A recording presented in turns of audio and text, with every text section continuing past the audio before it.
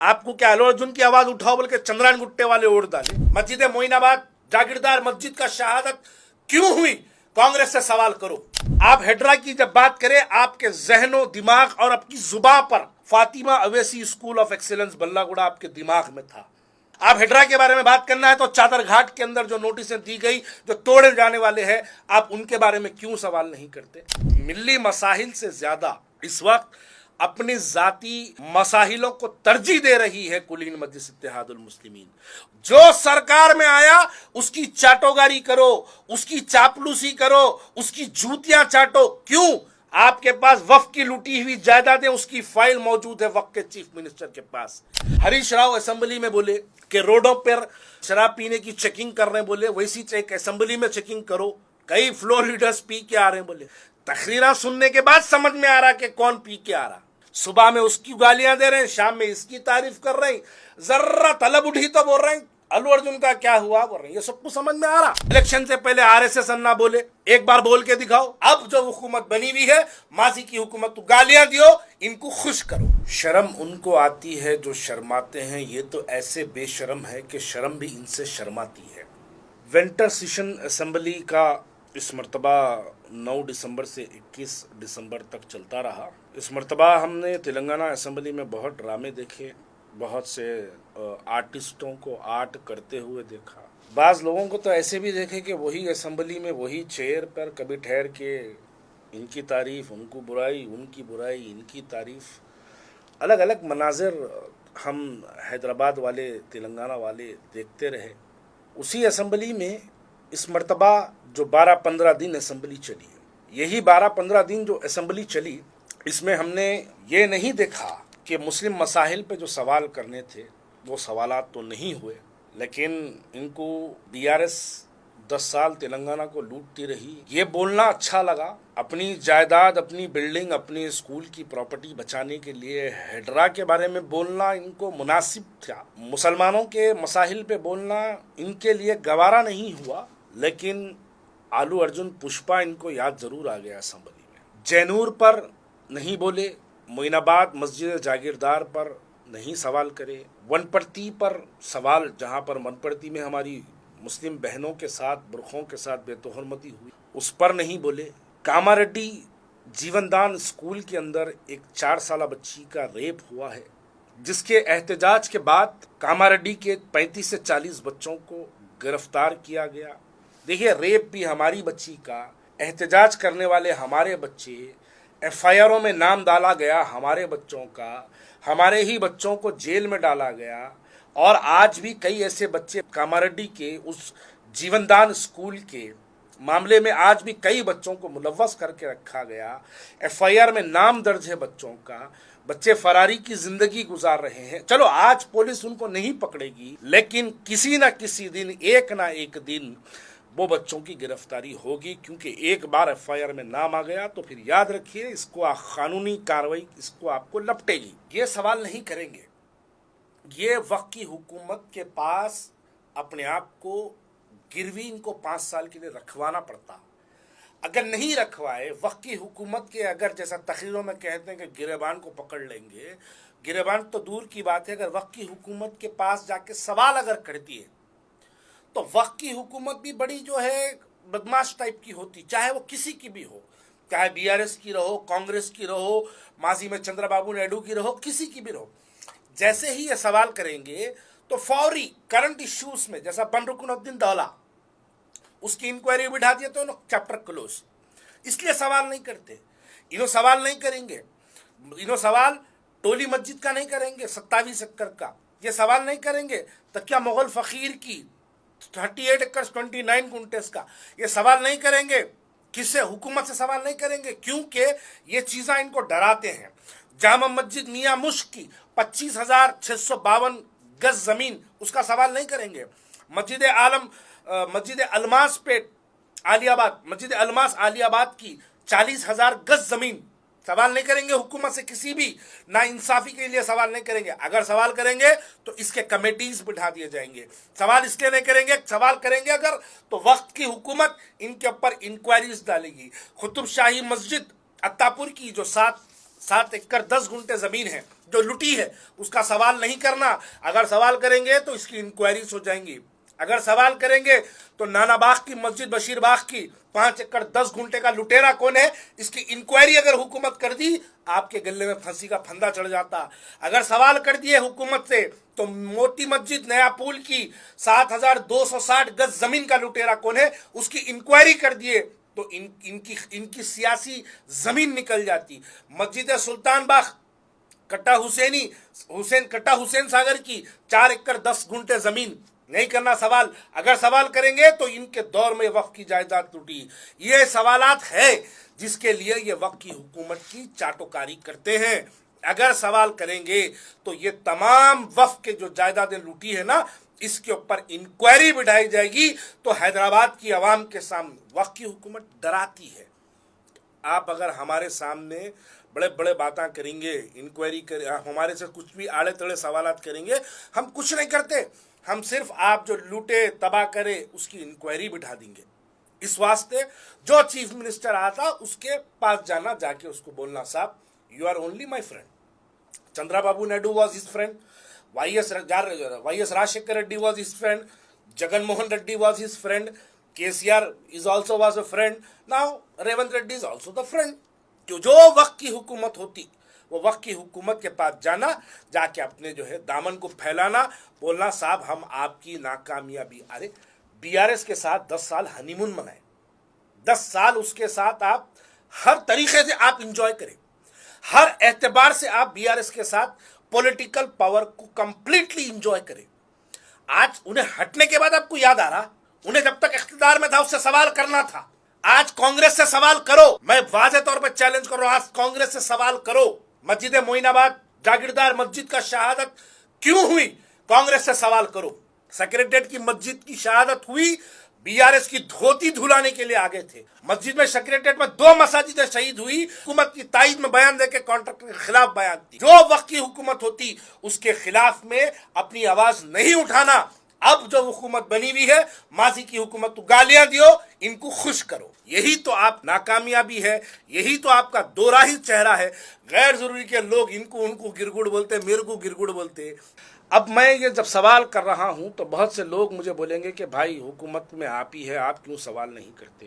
भाई मैं सवाल, ये मसला हम मुसलमानों का है जो मुस्लिम क़यादत के नाम पर हमसे वोट मांगते हैं, और जो मुसलमानों को BRS ने वोट दिया था। मैं आमिर शकील की बात कर रहा हूँ। बोधन से BRS ने आमिर शकील को टिकट दिया था तो पूरी ताकत MIM के पूरे कॉरपोरेटर्स, खुद MIM के सदर मेहनत करके आमिर शकील को हरा दिए। फिरोज खान ने जब नामपल्ली से कांग्रेस के टिकट पे कॉन्टेस्ट किया तो फिरोज खान को पूरी मेहनत करके, पूरी कोशिशें करके फिरोज खान को हरा दिए। मोहम्मद अजहरुद्दीन जुबली हिल से कैंडिडेट बने, उनके पीछे बड़ी मेहनत करके उनको हरा दिए। तो अब जो जीते हुए कैंडिडेट्स है वो आप ही के पास है, कुल-हिंद मजलिस इत्तेहादुल मुस्लिमीन के पास है। तो मुसलमानों की जमात होते हुए, मुसलमानों के MLAs होते हुए फिर असेंबली में क्यों नहीं मुसलमानों के मसाइल को उठाते हैं। आपको असेंबली में आलू अर्जुन याद आता है, इसलिए याद आता है क्योंकि आप मीडिया की गैलरी के साथ खेलना चाहते हैं।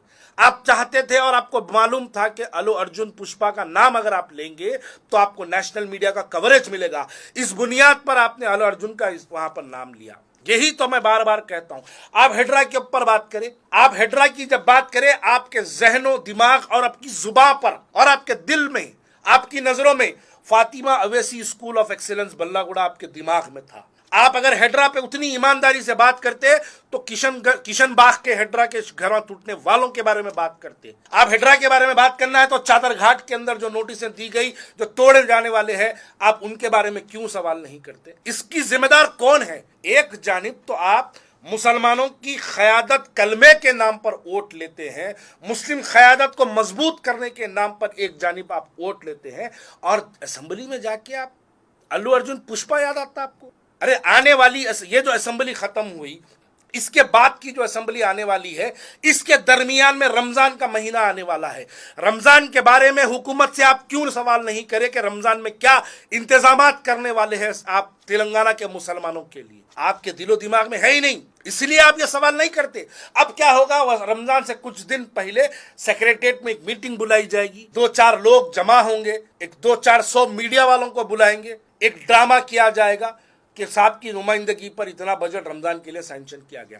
अरे असेंबली के अंदर रमजान के मुतालिक रमजान के महीने में कितनी जगह लाइटें जाती है, उसका आप सवाल करना था। एडिशनल मस्जिदों के बाहर ट्रांसफॉर्मर्स के बारे में आप सवाल करना था। रमजान के महीने के अंदर नालों का जो काम पेंडिंग है उसके बारे में आप सवाल करना था। रमजान के अंदर पिछली रमजान में हमने देखा कि पुलिस का जुल्म रमजान के शुरुआती दिनों में पुलिस का जुल्म शहर हैदराबाद के अंदर रहा, उस पर आप सवाल करना था। वहां पर तो तमाम मिनिस्टर, चीफ मिनिस्टर तमाम मौजूद थे, आप उनके सामने पिछले रमजान में जो हम पर जुल्म हुआ उसके बारे में सवाल करना था। आप ये नहीं करे। आप अल्लू अर्जुन, क्यों आपको क्या अल्लू अर्जुन की आवाज उठाओ बोल के चंद्रायन गुट्टे वाले वोट डाले? जाओ अल्लू अर्जुन के बारे में सवाल करो बोल के आपको असेंबली के अंदर इस वजह से हैदराबाद की आवाम आपको, आपके 7 एमएलए को कामयाब करती है। अरे आप करो, नेशनल मीडिया की गैलरी के लिए मत खेलो। अब मुसलमान जिनको इलेक्शन आया तो आप कलमे की बुनियाद पे वोट मांगते हैं और असेंबली में जाके सौतेले भाई के बारे में सवाल कर रहे हैं। सगे भाइयों के बारे में करो,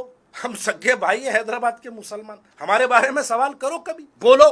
finance department, minority finance corporation किस पसमंदा हालात में चल रहा, उस पे सवाल करो। पिछली बार हज कमेटी वाले जो हज के नाम पर भेजे हाजियों को कितनी तकलीफ हुई हैदराबाद के, उसके बारे में सवाल करो। ये सवालात आप नहीं करते, और जब हम ये आके सोशल मीडिया पे सवालात करते हैं, लेबल लगा देते, टैग लगा देते, मुनाफिक, खारिज इस्लाम, बीजेपी का एजेंट, आरएसएस का दलाल, ये तमाम लखब हम पे लगा दिए जाते हैं। असेंबली में बोले 10 साल बीआरएस तेलंगाना को लूटती रही, तो आप भी इस सवाल का जवाब दीजिए। फिर आप 10 साल तक उलमाए मशाखीन को लेके जाके बीआरएस की गोद में क्यों बिठाते रहे? फिर आप इस बात का भी जवाब देते रहिए कि लुटेरों को अपना मामू क्यों बना रखे। फिर इस बात का भी जवाब दीजिए, लुटेरों के साथ आप मरते दम तक उनके साथ रहने का वादा क्यों हमारे सामने किए। तो फिर इस बात का भी जवाब दे दीजिए कि लुटेरों के साथ मिलकर आपने क्यों अपना एमएलसी बनाया। तो इस बात का भी जवाब दे दीजिए कि फिर लुटेरों के साथ आपने जीएचएमसी इलेक्शन में लुटेरों की तायीद क्यों की।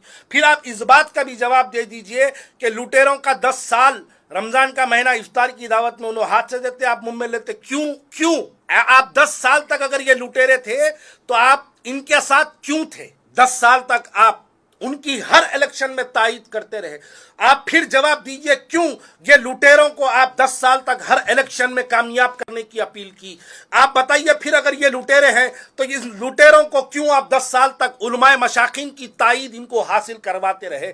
आप जब इलेक्शन आता ये उलमाओं को लेके जाके लुटेरों के गोद में क्यों बिठा देते, जब आपको मालूम है कि ये लुटेरे तेलंगाना को 10 साल लूटे? अरे बड़ा अजीब सी बात है। जो सरकार में आया उसकी चाटोगारी करो, उसकी चापलूसी करो, उसकी जूतियां चाटो। क्यों?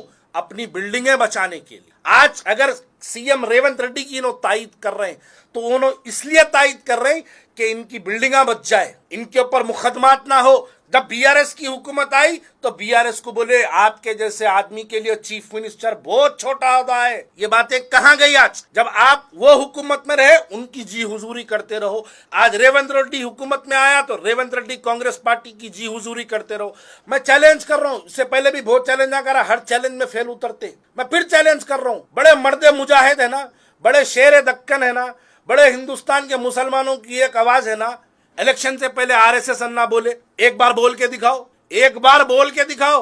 यही तो कहता हूं, खुदा ना करे अल्लाह ना करे कल तेलंगाना के अंदर भारतीय जनता पार्टी की सरकार बन जाए और वो मल्लून अगर चीफ मिनिस्टर बन गया तो उसकी भी तारीफ करने लो पीछे नहीं हटते। यही तो इनका दोराही चेहरा है। हरीश राव असेंबली में बोले कि रोडों पर शराब पीने की चेकिंग करने, बोले वैसी एक असेंबली में चेकिंग करो। कई फ्लोर लीडर्स पी के आ रहे हैं, बोले तकरीरा सुनने के बाद समझ में आ रहा कि कौन पी के आ रहा। सुबह में उसकी गालियां दे रहे हैं, शाम में इसकी तारीफ कर रहे हैं, जर्रा तलब उठी तो बोल रहे हैं अल्लू अर्जुन का क्या हुआ बोल रहे हैं। ये सबको समझ में आ रहा। अरे एक दिन के अंदर 3 एपिसोड, एक तरफ बोल रहे हैं कचरा गवर्नमेंट, किसको? कांग्रेस को। दूसरी तरफ बोल रहे हैं लुटेरे 10 साल लूट लिए बोल रहे हैं, फिर तीसरी तरफ बोल रहे हैं he is my childhood friend बोल रहे हैं। अरे बस कर दो भाई, अल्लाह के वास्ते बस कर दो।